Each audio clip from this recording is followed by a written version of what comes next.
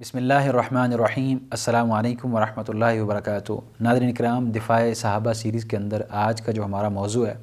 اس کا تعلق ہے سید الشہداء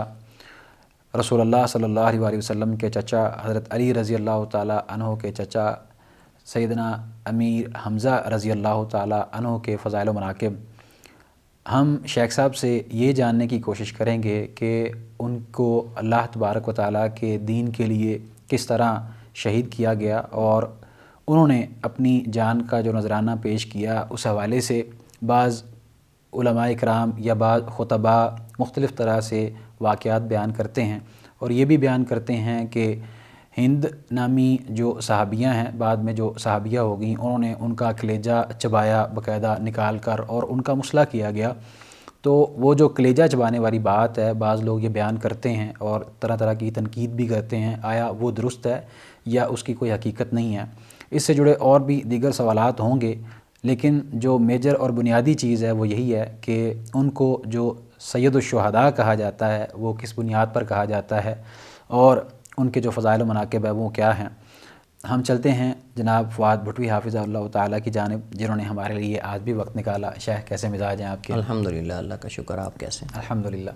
شیخ صاحب، سیدنا امیر حمزہ رضی اللہ تعالیٰ عنہ، جن کو سید الشہداء بھی کہا جاتا ہے، ان کا آپ مختصر تعارف بیان کر دیجئے۔ جی بہت شکریہ۔ الحمدللہ والصلاۃ والسلام علی رسول اللہ وعلی آلہ وصحبہ ومن والا، اما بعد۔ حضرت حمزہ بن عبد المطلب ابن ہاشم ابو عمارہ او ابو یعلا الہاشمی القرشی المکی المدنی البدری الشہید سید الشہداء رضی اللہ تعالی عنہ اللہ کے نبی علیہ السلام کے سگے چچا ہیں، اور دوسرا ان کو شرف حاصل یہ ہے کہ اللہ کے نبی علیہ السلام کے یہ رضائی بھائی بھی ہیں، کیونکہ نبی کریم علیہ السلام اور حضرت حمزہ رضی اللہ تعالی عنہ نے حضرت جو ثویبہ ہیں لونڈی، ان کا اکٹھے جو ہے وہ دودھ پیا تھا۔ تو اس مناسبت سے سیدنا حمزہ سید الشہداء اور نبی کائنات علیہ السلام دونوں رضائی بھائی بھی ہیں، اور یہ حضرت نبی کریم علیہ السلام کے سگے چچا بھی ہیں۔ حضرت حمزہ رضی اللہ تعالیٰ عنہ نبی کائنات علیہ السلام سے 2 سال پہلے ان کی ولادت ہوئی، یعنی نبی کریم علیہ السلام سے 2 سال یہ بڑے تھے، 2 سال پہلے ان سے ہم عمر ہی تھے تقریباً۔ اس وجہ سے اللہ کے نبی علیہ السلام کا زیادہ تعلق حضرت حمزہ کے ساتھ تھا، باقی جو اللہ کے نبی علیہ السلام کے جو چچا تھے یا جو عزیز تھے ان کے ساتھ بھی تھا، لیکن سیدنا حمزہ بن عبد المطلب رضی اللہ تعالیٰ عنہ کے ساتھ جو تعلق تھا وہ 3 اعتبار سے تھا۔ ایک تو حضرت حمزہ رضی اللہ تعالیٰ عنہ ان کے چچا تھے اللہ کے نبی علیہ السلام کے، دوسرا رضائی بھائی تھے، اور تیسرا صحابی تھے۔ اس وجہ سے اللہ کے نبی علیہ السلام کو ان سے جو ہے وہ بے حد اپنائیت اور محبت تھی۔ حضرت حمزہ رضی اللہ تعالیٰ عنہ اسلام کے فارس ہیں، سپہ سالار ہیں، اور حضرت حمزہ رضی اللہ تعالیٰ عنہ اپنی جرأت اور بہادری جو ہے اس کی بنا پر کفار کو بچھاڑتے ہوئے اور کفار کا جو ہے وہ قتل عام کرتے ہوئے احد کی جنگ کے اندر 3 ہجری کو شوال کے مہینے میں احد کے میدان میں بے دردی کے ساتھ جو ہے شہید کر دیے گئے، اور ان کا مثلہ بھی ہوا، جیسا کہ تاریخ اور سیرت کی کتابوں اور حدیث کی کتابوں کے اندر اس مثلے کا جو ہے وہ ذکر ہے۔ تو چونکہ سیدنا حضرت حمزہ بن عبد المطلب رضی اللہ تعالی عنہ کا مثلہ جس انداز میں کیا گیا تھا،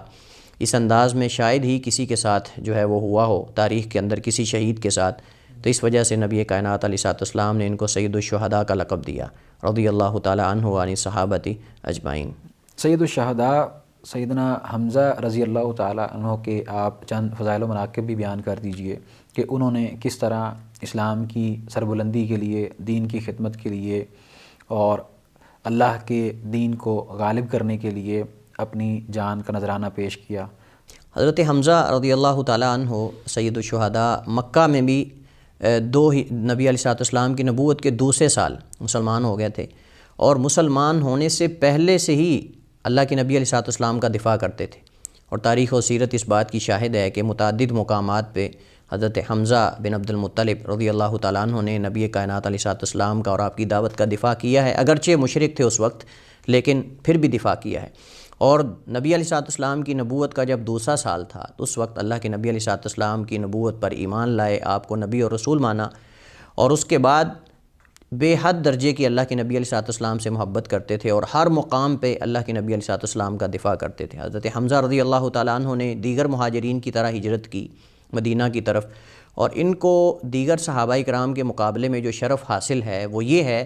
کہ ہجرت کے بعد سب سے پہلا سریہ اور قافلہ دشمن کے خلاف لڑنے کے لیے اللہ کے نبی نے جو روانہ کیا تھا وہ سیدنا حمزہ بن عبد المطلب رضی اللہ تعالیٰ عنہ کی سرپرستی کے اندر ان کو جھنڈا دے کر جو ہے 30 افراد پر مشتمل یہ قافلہ اللہ کے نبی علیہ الصلوۃ والسلام نے، سریہ جسے کہتے ہیں، سپہ سالار ہوتے ہیں عموماً، یہ سریہ جو ہوتا ہے اس کے اندر خاص مہم کے لیے روانہ کیے جاتے ہیں لوگ، اور عموماً اس کے اندر سپہ سالار شامل ہوتے ہیں، بڑے بڑے لوگ جو ہیں جنگجو جو ہوتے ہیں، کیونکہ خاص مہمات کے لیے ان کو منتخب کیا جاتا ہے اور خاص قسم کے ان کے وہاں مطلب کہ حملہ کرنا ہوتا ہے اور اہداف ہوتے ہیں۔ اس کے اندر ایک تو راز، یہ سب سے اہم بات ہوتی ہے، اور دوسرا تیزی، اور تیسرا جو ہے وہ ان کا ایک بہت بڑے، یعنی آپ سمجھ لیں کہ کچھ بھی سامنے سے دشمن کی طرف سے جو ہے وہ مدافعت ہو سکتی ہے اس کا، یہ لوگ جو ہیں وہ دفاع کر سکیں۔ تو اس وجہ سے حضرت حمزہ رضی اللہ تعالیٰ عنہ کو اللہ کے نبی علیہ الصلوۃ والسلام نے آغاز میں ہی ہجرت کے پہلے سال ہی یا دوسرے سال یہ 30 افراد پر مشتمل قافلہ جو ہے وہ ابو جہل کے قافلے یا ان کے جو قافلہ آ رہا تھا اس کی نقل و حرکت جو ہے اس کو نقل کرنے کے لیے سمندر کی طرف جو ہے وہ روانہ کیا۔ حضرت حمزہ رضی اللہ تعالیٰ عنہ کے متعدد فضائل اور مناقب ہیں۔ امام حاکم رحمہ اللہ تعالیٰ نے مستدرک حاکم میں یہ روایت ذکر کی ہے۔ حضرت علی بن حسین بن علی بن ابی طالب رحمہ اللہ تعالیٰ، جن کو زین العابدین کہتے ہیں، وہ روایت کرتے ہیں اپنے باپ حضرت حسین رضی اللہ تعالیٰ عنہ سے، اور وہ حضرت علی بن ابی طالب رضی اللہ تعالیٰ عنہ سے روایت نقل کرتے ہیں، بیان کرتے ہیں کہ حضرت علی اور حضرت حمزہ رضی اللہ تعالیٰ عنہما آئے اللہ کے نبی علیہ الصلوۃ والسلام کے پاس، اور انہوں نے آ کر یہ بیان کیا کہ علی رضی اللہ تعالیٰ عنہ نے غسل کرنا شروع کیا تو میں نے ان کے لیے پردہ کیا، اور جب حضرت حمزہ رضی اللہ تعالیٰ عنہ غسل کرنے لگے تو حضرت علی فرماتے ہیں کہ میں نے جو ہے وہ ان کے لیے پردہ کیا۔ تو اللہ کے نبی علیہ الصلوۃ والسلام نے فرمایا کہ اگر تم دوبارہ غسل کرو تو میں تم دونوں کو جو ہے وہ تمہارے لیے پردہ کروں گا اور چھپاؤں گا، اور تم جو ہے وہ غسل کرو گے۔ اور یہ حضرت حمزہ اور حضرت علی رضی اللہ تعالیٰ عنہما کی منقبت ہے اور یہ ان کی فضیلت ہے جو اللہ کے نبی علیہ الصلوۃ والسلام نے بیان کی۔ اسی طرح حضرت ابو ذر رضی اللہ تعالیٰ عنہ قسم اٹھا کر یہ کہا کرتے تھے قرآن کریم کی اس آیت کے بارے میں کہ ھذان خصمان اختصموا فی ربہم، کہ یہ دو فریق ہیں جو اپنے رب کے بارے میں آمنے سامنے ہوئے،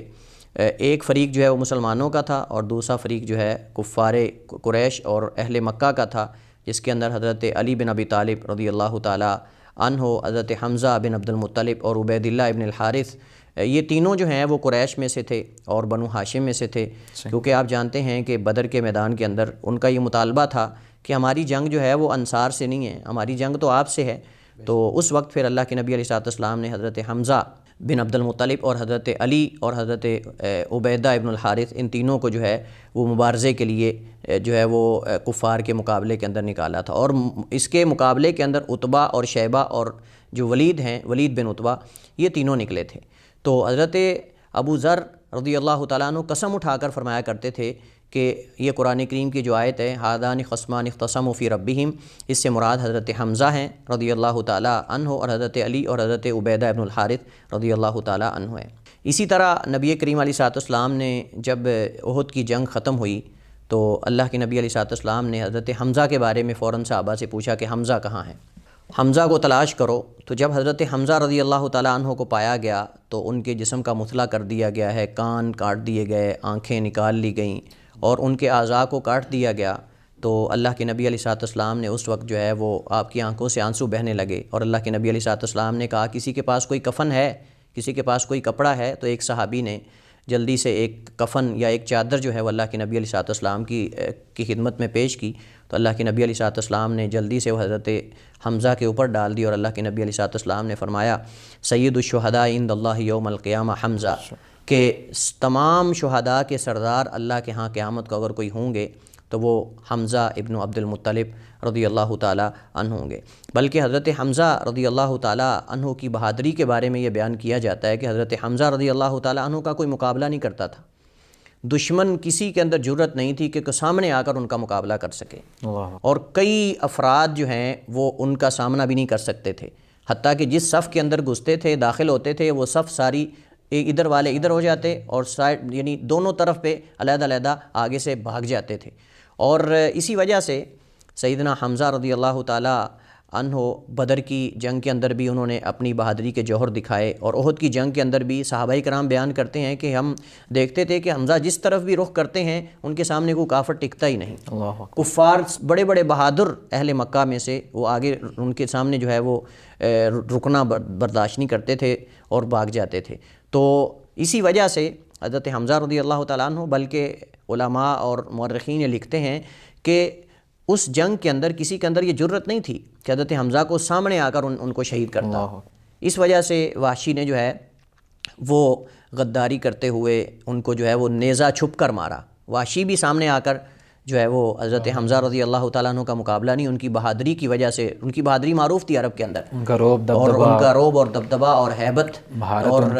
جنگی جو حنکت اور مہارت ہوتی ہے وہ معروف تھی۔ اس وجہ سے وحشی نے جو حضرت حمزہ رضی اللہ تعالیٰ عنہ کو شہید کرنے کا طریقہ اختیار کیا تھا، وہ سامنے جو ہے وہ مد مقابل کے طور پر نہیں بلکہ وہ چھپ کر جو ہے ان پر اس نے جو ہے وہ نیزہ چلایا تھا، اگرچہ بعد میں مسلمان ہو گئے تھے رضی اللہ تعالیٰ عنہ عن صحابت اجمعین۔ تو حضرت حمزہ رضی اللہ تعالیٰ عنہ کے حوالے سے امام حاکم رحمہ اللہ تعالیٰ نے صحیح سند کے ساتھ مستدرک حاکم میں یہ روایت کی ہے۔ حضرت سعد بن ابی وقاص رضی اللہ تعالیٰ عنہ عشرہ مبشرہ میں سے وہ بیان کرتے ہیں، فرماتے ہیں کہ احد کی جنگ کے اندر حضرت حمزہ رضی اللہ تعالیٰ عنہ اللہ کے نبی کے سامنے تھے، آگے تھے، ہر جگہ اللہ کے نبی علیہ السلام کے آگے تھے، اور آپ فرما رہے تھے انا اسد اللہ، اور اللہ کے نبی علیہ السلام کا دفاع کر رہے تھے۔ اور حضرت حمزہ رضی اللہ تعالی عنہ انہوں نے جہاد کے اندر، احد کے میدان کے اندر بھی اور بدر کے میدان کے اندر بھی جہاد کا حق ادا کیا اور پیش رفت کی، اور شاید یہی وجہ تھی ان کی پیش قدمی کی وجہ سے، جہاد کے اندر پیش رفت کی وجہ سے، کہ کفار جو ہیں ان کو یہ برداشت نہیں تھا، اور انہوں نے سیدنا حمزہ رضی اللہ تعالیٰ عنہ کو شہید کرنے کا منصوبہ بنایا، اور وہ بھی جو ہے وہ خفیہ طریقے سے، جیسا کہ تاریخ کے اندر یہ چیزیں جو ہے وہ موجود ہیں۔ صحیح۔ شیخ صاحب، سیدنا امیر حمزہ رضی اللہ تعالیٰ عنہ کے بارے میں آپ نے بیان کیا، یقیناً وہ بہت بڑے سپہ سالار تھے، اور اللہ تبارک و تعالیٰ نے ان کو جو بہادری عطا کی تھی، جو مقام و مرتبہ اور ہیبت اور کفار کے اوپر ان کا رعب دبدبہ ان کو عنایت کیا تھا، وہ بہت عظیم تھا۔ تو ان کے بارے میں یہ جو عام ہمارے خطباء حضرات ہیں وہ یہ بھی بیان کرتے ہیں کہ جو ہند نامی صحابیاں ہیں جو کہ بعد میں مسلمان ہو گئیں، انہوں نے جب ان کا مسئلہ ہوا تو اس کے بعد انہوں نے ان کا باقاعدہ سینہ چاک کیا اور کلیجہ نکال کے چبایا۔ تو کیا یہ واقعہ درست ہے کہ انہوں نے ان کا کلیجہ نکالا تھا اور چبایا تھا، یا یہ صرف قصے کہانیاں ہی ہیں اور باقاعدہ مزید اپنی طرف سے گھڑی ہوئی روایات ہیں؟ دیکھیے، حضرت حمزہ رضی اللہ تعالیٰ عنہ کی شہادت اور پھر ان کا مثلا ہونا اور ان کے اعضاء کا کاٹا جانا اور ان کی جو نعش ہے اس کو بگاڑ دیا جانا، یہ بات تو صحیح احادیث کے اندر ثابت ہے، اس میں کوئی شک نہیں۔ متعدد احادیث کے اندر ان کے مثلے کا اور ان کے اعضاء کے کاٹنے کا ذکر موجود ہے، اور اس سے پتہ چلتا ہے کہ دشمن کو ان سے کس قدر جو ہے وہ حسد اور کس قدر ان کے خلاف جو ہے وہ ان کے یعنی سینے کے اندر ان کے خلاف جو ہے وہ بغض تھا۔ لیکن یہ جو روایت ذکر کی جاتی ہے، بعض خطباء حضرات جو ہے وہ پیش کرتے ہیں کہ ہند بنت عتبہ رضی اللہ تعالی عنہ، جو کہ حضرت ابو سفیان رضی اللہ تعالی عنہ کی زوجہ ہیں، اور حضرت معاویہ بن ابی سفیان رضی اللہ تعالی عنہما ان کی جو والدہ ہیں، ان کے بارے میں ذکر کیا جاتا ہے کہ انہوں نے حضرت حمزہ رضی اللہ تعالیٰ عنہ کا کلیجہ نکال کر ان کو چبانے کی کوشش کی لیکن چبا نہ سکیں، اور بعض نے یہ بھی ذکر کرتے ہیں کہ انہوں نے ان کے اعضاء کاٹ کر اس کا ہار بنا کر جو ہے وہ اپنے گلے کے اندر ڈالا، اور اس طرح کے واقعات، تاریخی روایات ذکر کی جاتی ہیں۔ صحیح بات یہ ہے کہ یہ جو واقعہ ذکر کیا جاتا ہے کہ ہند بنت عتبہ نے بعد میں مسلمان ہوگی، صحابیہ ہیں رضی اللہ تعالیٰ عنہ، یقیناً دیکھیے جاہلیت کے اندر لوگوں سے بڑے بڑے جرم ہوئے ہیں، اس میں کوئی شک نہیں۔ حضرت خالد بن ولید رضی اللہ تعالیٰ عنہ اسلام کے سپہ سالاروں میں شمار ہوتے ہیں، اور اللہ کے نبی نے ان کو سیف اللہ کا لقب دیا ہے۔ جاہلیت کے اندر یقیناً ان کے ہاتھ سے مسلمانوں کو، نبی علیہ السلام کو بہت زیادہ نقصان پہنچا ہے، اسلام کو بہت زیادہ نقصان پہنچا ہے، اور اس بات کی دلیل سب سے جو اہم ترین واقعہ احد کا ہے کہ پیچھے سے جن مشرکین نے اللہ کے نبی علیہ السلام پہ حملہ کیا تھا، اور نبی علیہ السلام کے دندان مبارک شہید ہوئے، اور اللہ کے نبی علیہ السلام کے سر کے اوپر جو خود تھا وہ آپ کی، اس کی دونوں کڑیاں آپ کے سر کی دونوں جانب جو ہے وہ داخل ہو گئی تھیں۔ یہ جو صحابہ کرام کی شہادتیں ہوئیں، یقیناً اس میں حضرت خالد بن ولید رضی اللہ تعالیٰ عنہ پیچھے سے حملہ کرنے والے 200 گھوڑ سواروں کو لے کر وہی تھے۔ تو اسی طرح بے شمار صحابہ کرام ہیں، خود حضرت عمر بن عاص رضی اللہ تعالیٰ عنہ، حضرت عمر بن خطاب رضی اللہ تعالیٰ عنہ جاہلیت کے اندر سب سے بڑے اللہ کے نبی کے دشمن تھے، اور اس کے بعد مسلمان ہوئے تو اسلام کو فائدہ ہوا۔ اسی طرح حضرت خالد بن ولید کی ہم بات کر رہے تھے کہ اگرچہ یعنی وہ جاہلیت کے اندر انہوں نے اسلام کو نقصان بھی پہنچایا ہے، لیکن اس کے مقابلے کے اندر اگر ہم ان کو اسلام لانے کے بعد دیکھیں تو اسلام لانے کے بعد انہوں نے اسلام کو جو ہے وہ ان کی وجہ سے اللہ تعالیٰ نے بہت زیادہ مسلمانوں کو فائدہ دیا، فتوحات کے اندر بے شمار فتوحات کے اندر سپہ سالار بن کر گئے، اور اللہ نے ان کے ہاتھوں پہ فتح لکھی۔ اور بلکہ حضرت عمر بن خطاب رضی اللہ تعالیٰ عنہ کے عہد خلافت کے اندر لوگوں کا بعض لوگ یہ کہنے لگ گئے تھے کہ جس جنگ کے اندر بھی خالد بن ولید جاتے ہیں وہ جنگ مسلمانوں کو اللہ تعالیٰ فتح دیتا ہے، تو اس وجہ سے انہوں نے ان کو معزول کرنے کی ایک وجہ یہ بھی تھی۔ تو یقیناً جاہلیت کے اندر بہت سارے لوگوں سے گناہ ہو جاتے ہیں اور ہوئے ہیں، لیکن حدیث اللہ کے نبی علیہ السلام کی موجود ہے کہ اسلام جو ہے وہ ما قبل کے گناہ سارے مٹا دیتا ہے۔ جب کوئی مسلمان ہو جاتا ہے تو ما قبل کے گناہ سارے مٹ جاتے ہیں، لیکن اس کے ساتھ ساتھ جو جاہلیت کے اندر کوئی نیک کام انسان نے کیے ہوتے ہیں، اگر وہ مسلمان ہو جاتا ہے تو وہ اس کی نیکیاں بھی اس کے کھاتے کے اندر، اس کے نامہ اعمال کے اندر درج کر دی جاتی ہیں۔ تو حضرت ہند بنت عتبہ رضی اللہ تعالی عنہا، یقیناً حضرت حمزہ کے ساتھ ان کو عداوت تھی، بغض تھا جاہلیت کے اندر، چونکہ اس بدر کے اندر جو ہے ان کے اہل و عیال میں سے ان کے گھر کے افراد کئی جو ہے اس کے اندر قتل کر دیے گئے تھے، اہل مکہ کے سرداران میں سے، جس کے اندر عتبہ ہیں، ولید ہیں وغیرہ۔ تو لیکن یہ جو واقعہ ذکر کیا جاتا ہے یہ یقیناً جو ان کے مخالفین ہیں ان کی طرف سے اس واقعے کو جو ہے وہ پیش کیا جاتا ہے، اور امام بہقی رحمہ اللہ تعالیٰ نے دلائل النبوہ کے اندر بھی اس واقعے کی طرف اشارہ کیا ہے، اور یہ تاریخ کی کتابوں کے اندر اس طرح کا واقعہ ذکر کیا، لیکن صحیح بات یہ ہے کہ کسی بھی صحیح سند کے ساتھ یہ واقعہ ثابت نہیں ہے۔ جتنی بھی روایات ہیں منقطع ہیں، ان کی سند منقطع ہے، مراسیل میں سے ہیں، مرسل ہیں، کوئی بھی ایسی روایت نہیں ہے جو صحیح سند کے ساتھ ثابت ہو۔ لہذا جب یہ صحیح سند کے ساتھ ثابت نہیں ہے تو میرے خیال میں خطباء کو اور ہمیں چاہیے کہ ہم تحقیق کے ساتھ کوئی خبر جو ہے اس کو بیان کریں، خصوصاً جب اس کا تعلق کسی ایسے فرد کے ساتھ ہو جو بعد میں مسلمان ہو گیا اور اس کا شمار صحابہ کرام میں سے ہوتا ہو۔ تو سیدہ ہند جو ہے وہ ان کا بہت بڑا مقام ہے، یقیناً حضرت ابو سفیان کی زوجہ ہیں اور حضرت معاویہ رضی اللہ تعالیٰ عنہ کی والدہ ہیں، اور صحابیہ ہیں۔ اللہ کے نبی علیہ السلام نے فتح مکہ کے موقع پر جیسے دیگر لوگوں کو معاف کیا تھا، ایسے اللہ کے نبی نے ہند کو بھی معاف کر دیا تھا۔ تو لیکن یہ جو واقعہ ہے دوبارہ خلاصتاً میں ذکر کر دوں، یہ تاریخ کی کتابوں میں ذکر کیا جاتا ہے، اور امام بہقی نے دلائل النبوہ کے اندر بھی اسے ذکر کیا ہے، لیکن اس کی سند منقطع ہے، اور بعض اسانید جو ہیں وہ مرسل ہیں، اور بعض اسانید جو ہیں ان کے اندر جو ہے وہ انتہائی ضعیف قسم کے راوی ہیں، جس وجہ سے یہ مقبول نہیں اور قابل اعتماد نہیں ہے، لہٰذا اس خبر کو بیان کرنے سے گریز کرنا ہی زیادہ بہتر ہے، واللہ اعلم۔ اس کو بیان کرنے سے بہت نقصانات بھی مسلمانوں کے اندر پیدا ہوئے ہیں۔ بعض ہمارے جو سیاسی مخالف ہوتے ہیں ان میں سے ایک نے باقاعدہ اس طرح بیان کر دیا تھا، اور اس سے یہ تاثر قائم ہوا کہ گویا کہ سیدہ ہند جو ہیں وہ نعوذ باللہ مسلمان ہی نہیں، صحابیہ نہیں ہیں۔ بالکل یہ بات ہے کہ جب اس طرح کے واقعات بلا تحقیق لوگوں کے سامنے بیان کیے جائیں گے تو اگر تو کوئی ایسا واقعہ صحیح ہے اور آپ اس کو بیان کرنا چاہتے ہیں تو اس میں اصول یہ ہے کہ آپ یہ بھی ساتھ بیان کریں کہ یہ جاہلیت کا واقعہ ہے اور وہ مسلمان ہو گئے تھے۔ کوئی بھی صحابی ہے، کسی کا آپ نے کوئی واقعہ بیان کرنا ہے، پہلی بات تو یہ ہے کہ اس کے ساتھ رضی اللہ تعالیٰ عنہ کہنا چاہیے ہمیں، اور یہی ادب ہے اور یہی احترام ہے صحابہ کرام کے بارے میں، اور یہ ان کا حق ہے۔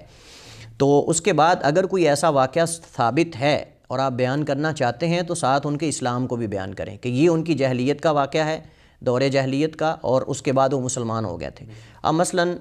سیدہ ہند رضی اللہ تعالیٰ عنہ کا واقعہ یہ بیان کیا جاتا ہے، خطباء اس کو بیان کرتے ہیں بغیر تحقیق کے، ایک سے سنا، دوسرے نے تیسرے، اس طرح کر کے وہ ایک دوسرے سے سنی سنائی باتیں کرتے ہیں۔ اب لوگ جو سنتے ہیں وہ سمجھتے ہیں کہ شاید یہ صحابیہ ہی نہیں ہے، اور وہ تو ان کو نعوذ باللہ وہ مشرکہ ہی سمجھتے ہیں جیسے وہ تھیں پہلے، اور جیسے وہ ان کو پڑھا